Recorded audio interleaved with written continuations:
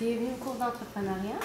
Le temps va commencer à calculer du moment que moi je viens de parler et de commencer votre présentation. La présentation doit durer entre 13 et 15 minutes. Il y a une pénalité pour chaque tranche de 30 secondes qui va dépasser, qui va être en moins dans votre présentation. Je vais être en fait la personne qui va être responsable du temps. Donc, quand il va rester 10 minutes, 5 minutes, 1 minute et puis 30 secondes, je vais vous l'annoncer à l'aide des pancartes. Puis, je fais un décompte avec mes doigts quand il reste 10 secondes. Est-ce qu'il y avait des questions? Est-ce que tu as aspiré un contact visuel? Oui, je vais m'assurer que vous me regardez. D'accord?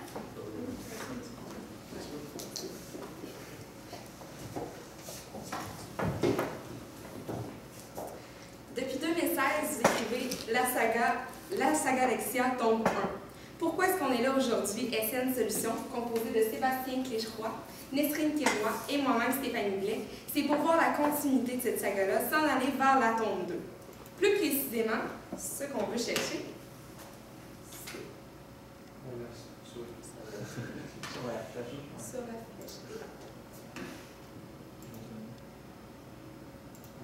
Sans clavier va fonctionner. Adaptation. Adaptation. Avec la roulette, ça marche? Non?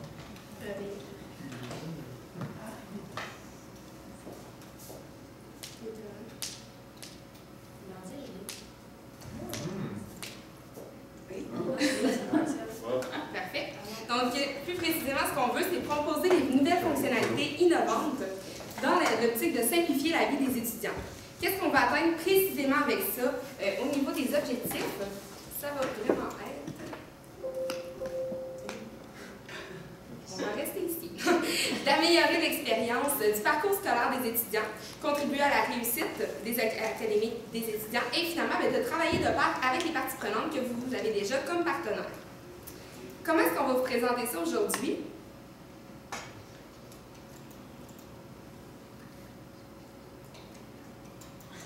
Mets-le sur le tapis, Steph. On va commencer par une présentation de l'auteur, vraiment une préface à votre livre, dans le fond, qu'est-ce que vous en êtes actuellement, le prologue, où est-ce que, avant de mettre en contexte pourquoi est-ce qu'on s'en va vers ça, finalement le déroulement de vraiment où est-ce qu'on s'en va avec tout ça, et l'épilogue à la suite de ça, comment est-ce que ça va se passer. Alors, pour commencer, c'est important de savoir qui vous êtes et qu'est-ce que vous faites de bien. Donc, c'est important de savoir que votre plateforme elle est simple pour les étudiants. Ensuite, c'est de remettre toujours de l'argent le plus possible aux étudiants. On sait que ça coûte cher d'être à l'université. Et finalement, de donner une solution qui est clé en main pour les établissements scolaires. Alors, ce qu'on voit ici, c'est une préface de Lexia. Donc, qu'est-ce que Lexia pourrait faire dans le futur? Donc, ça pourrait être Lexia Food, Lexia Parking, Lexia Fit, Lexia Print, Lexia Feed et Lexia Sheet. Donc, c'est tous des éléments que Lexia pourrait rajouter à son offre de service. Si on prend par exemple le parking, c'est d'avoir une plateforme de collaboration, d'échange en ligne des parkings. Pour Lexia Feed, ça pourrait être pour payer les frais de scolarité des étudiants dans un même endroit. En fait, nous, on trouve que toutes ces options-là ne sont pas viables pour Lexia pour les raisons suivantes. Donc, si on prend Food, c'est parce que la synchronisation des commandes avec les cafés, les restaurants sur le par exemple, un campus universitaire, sont assez difficiles. Les marges d'exploitation aussi sont très faibles pour les commerçants. Donc, d'aller chercher un partenariat avec eux, ça ne serait pas une bonne option pour vous. Ensuite, pour le parking, on sait qu'il y a des plateformes déjà existantes. On peut penser à l'application Park qui permet d'échanger des vignettes de stationnement sur les zones scolaires, des établissements scolaires.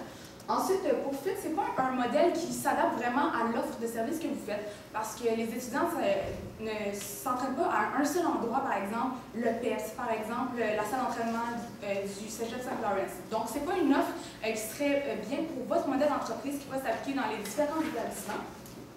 Pour le print, on sait déjà qu'il y a des systèmes en place qui sont vraiment efficaces, des machines d'impression qui donnent une carte. Donc, c'est vraiment, c'est pas quelque chose qui va rajouter une valeur à Lexia.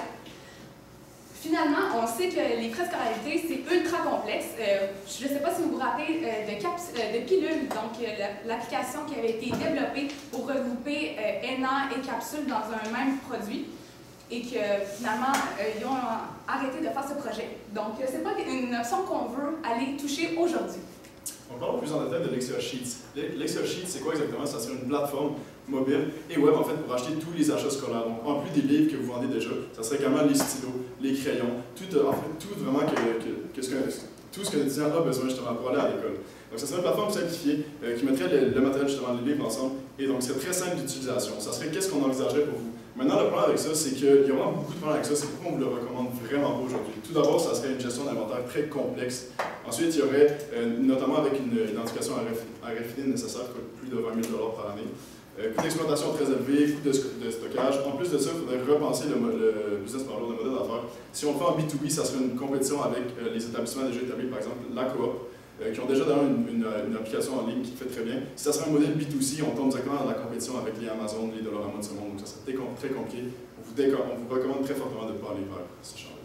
Puis tout ça, ça nous amène à pourquoi est-ce qu'on est ici aujourd'hui, la saga Lexia tombe 2. Donc, où est-ce qu'on s'en va avec tout ça? Ce qu'on propose, en fait, c'est vraiment une plateforme qui va regrouper tous les événements qui se passent sur le campus universitaire ou dans les différents cégeps.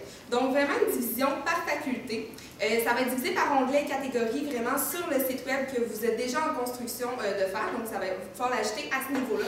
Ça va être une recherche qui est très simplifiée puisqu'on va pouvoir tout regrouper sur un même site, tout ce qui se passe sur le campus au complet. Et ça va être un affichage qui va être gratuit pour les personnes qui vont faire leur événement. Qui est-ce qui va utiliser ça? Les utilisateurs, en fait, on en a deux. Ça va être les étudiants qui vont acheter et ça va être les organisateurs qui vont afficher. Plus précisément, la clientèle que vous allez viser, ça va être les associations interfacultaires et les établissements scolaires. Donc, vraiment, d'y aller à ce niveau-là. Donc, c'est important aussi de voir, c'est quoi la valeur ajoutée d'avoir Lexia Events. En fait, ça serait de permettre aux organisateurs d'afficher leurs événements dans un seul et même endroit. Parce qu'on sait, un établissement scolaire, il y a plusieurs facultés, a plusieurs divisions scolaires, et chaque division a un événement. Donc, elle peut poster, par exemple, sur Facebook un événement d'économie, un événement d'administration, un événement de sociologie. Mais cette plateforme-là ne nous permet pas d'avoir une vue d'ensemble de tous les événements. Donc, ça serait vraiment de regrouper tout ça dans un même endroit. Ça va offrir également une visibilité qui est plus grande pour l'ensemble des étudiants. Et on peut, par exemple, penser à intégrer un newsletter pour tous les étudiants à ce moment-là pour qu'ils puissent connaître les événements qui vont se passer sur leur campus. Ça permet aussi d'acheter des billets à frais réduits, qu'on va vous en parler un peu plus tard. Donc, pourquoi, en fait, Lexia Event? C'est pour faire connaître, comme je disais, les événements aux étudiants. Donc, en regroupant tout ça, ça permet vraiment à chaque association d'avoir la meilleure visibilité possible. On avait pensé à un petit côté développement durable. Ça va permettre aussi de réduire les impressions causées par les billets que chaque association a en ce moment. Le fonctionnement, c'est très simple. Donc, comme on le voit ici dans le lien suivant, donc lexia.com/event, puis selon l'établissement scolaire, donc l'Université Laval, et selon l'association, donc l'ASA, l'Association des étudiants en administration. C'est important aussi de penser que ça va être un travail de collaboration avec le VP socio-culturel de l'association. Donc, si on passe au VP culturel de l'ASA, donc il ou elle possède une liste de tous les événements qui se passent dans la faculté. Donc, comme ça, on va être sûr d'avoir tous les événements en liste. Maintenant, mettons-nous dans la place d'un étudiant, voyons voir comment est-ce que ça marcherait concrètement. Le modèle de revenu qu'on propose, c'est le coût de LexiaBooks qu'on divise en deux. Par exemple, si vous chargez 300 $ pour LexiaBooks, on vous propose pour le même nombre d'étudiants de charger 150 $ sur une base mensuelle. Par exemple, à l'ASL, qui est le recoupement des étudiants en administration de l'Université Laval, déjà un de vos clients, on parlerait de 4000 étudiants, donc de 150 $ par mois. Le marché de l'Université Laval représenterait 3000 $ par mois. Le marché de vos clients total, présentement, serait 5000 $ par mois. Donc, si vous allez tous les chercher, vous faites 5000 $ de plus par mois. Voilà. Donc, on se met dans la peau d'un étudiant. Je présente ici Hubert. Donc, Hubert, c'est l'étudiant moyen qui participe en moyenne à 5 événements par session. Parmi ces 5 événements-là, il va en acheter 2 sur le site de vente de billets très populaire Eventbrite. Le total qu'il va payer, ça va être 2,40 $ de frais à Eventbrite. Donc, 2,40 $ qui quittent sa poche et qui vont dans les mains d'Eventbrite. Ça fait un total pour 4000 Hubert à l'ASL, une enveloppe de 9600 $. Donc, par session à l'ASL, il y a 9600 $ qui vont dans les poches d'Eventbrite, qui quittent les poches des étudiants, qui vont à Eventbrite. Voilà.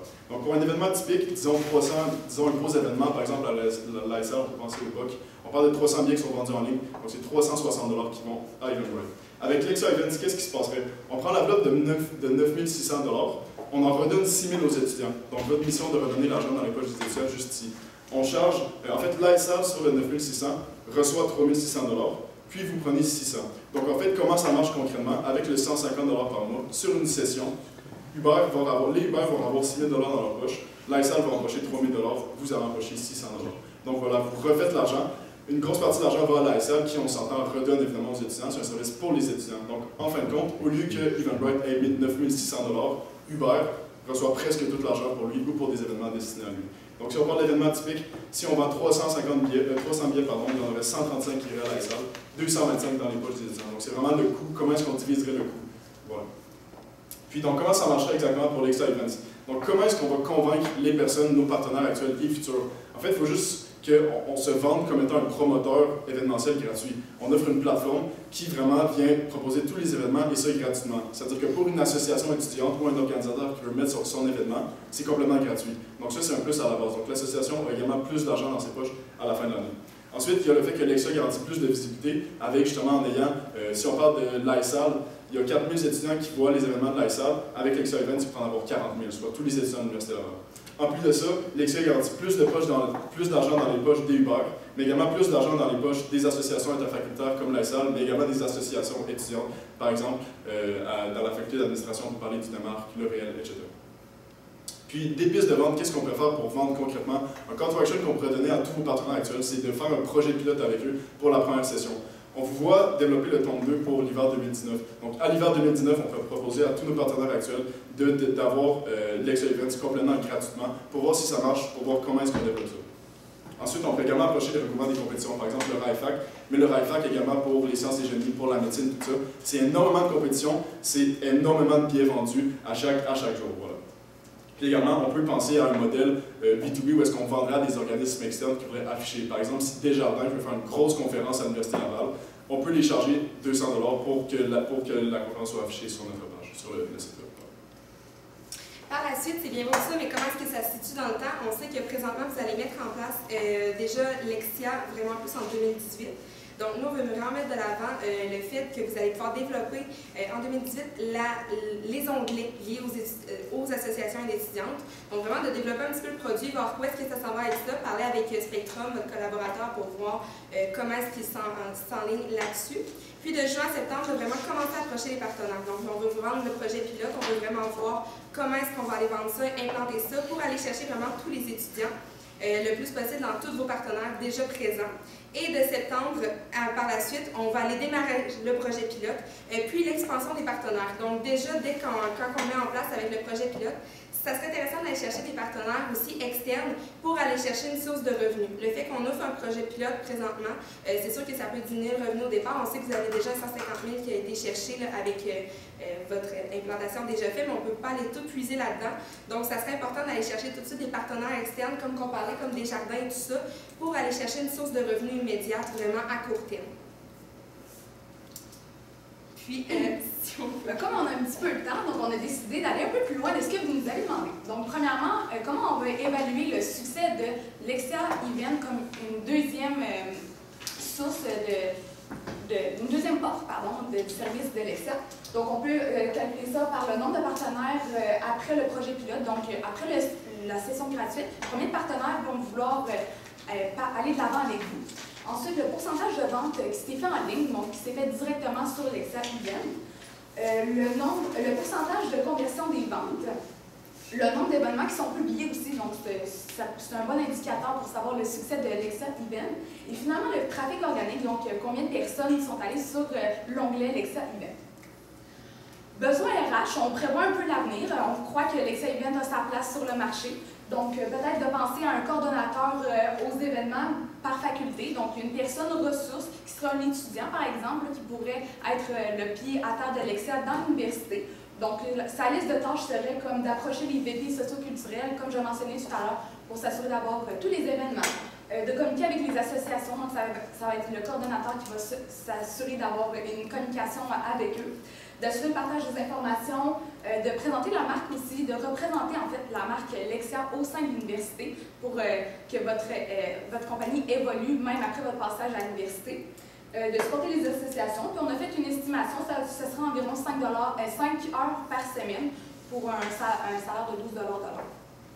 En parlant de la gestion de risque, parce qu'évidemment, si vous investissez dans Lexia Events, il faut évidemment évaluer les risques et être capable de compenser pour ces risques-là. On s'entend sur un investissement non seulement en argent, mais aussi en temps. Donc, il faut bien se préparer.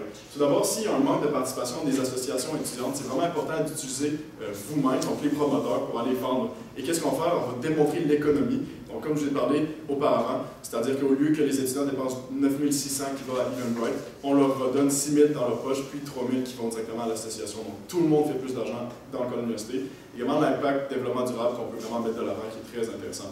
Si on parle d'un coût trop élevé de la plateforme, on peut évidemment, on vous a fait un modèle de 150 $ par mois pour une association comme l'INSAL. On peut diminuer le coût. On s'entend que vous n'avez pas un coût variable. En fait, vous avez des coûts fixes, mais pas de coûts variables à chaque fois que vous affichez un événement. Donc, c'est intéressant d'aller jouer avec ça aussi. On peut toujours s'ajuster à la demande, évidemment. Puis, s'il y a plus d'événements, on peut aller vendre directement aux associations étudiantes. On se promène dans les campus, on va voir les sous-associations. Par exemple, j'en parlais plutôt, le DEMARC, le comité des compétitions, etc. Puis, on leur dit, pourquoi vous ne mettez pas votre projet, votre événement sur notre plateforme directement?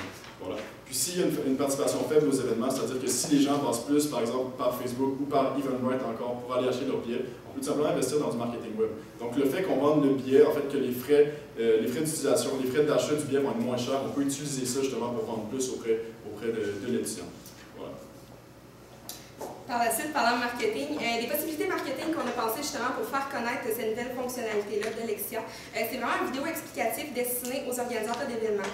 Donc, vraiment une animation motion design qui est un coût environ de 5 000 $ pour aller leur expliquer comment est-ce qu'ils peuvent l'utiliser. Donc, ça va faciliter l'utilisation, ça va faciliter l'intégration dans les associations étudiantes.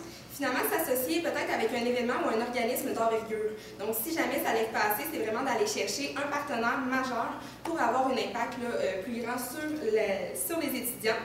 Peut-être une gratuité des billets, donc de donner dans le fond 3 billets gratuits parmi les personnes qui vont acheter leurs billets par Lexia Events. Donc ça va nous permettre d'aller chercher un plus grand achalandage.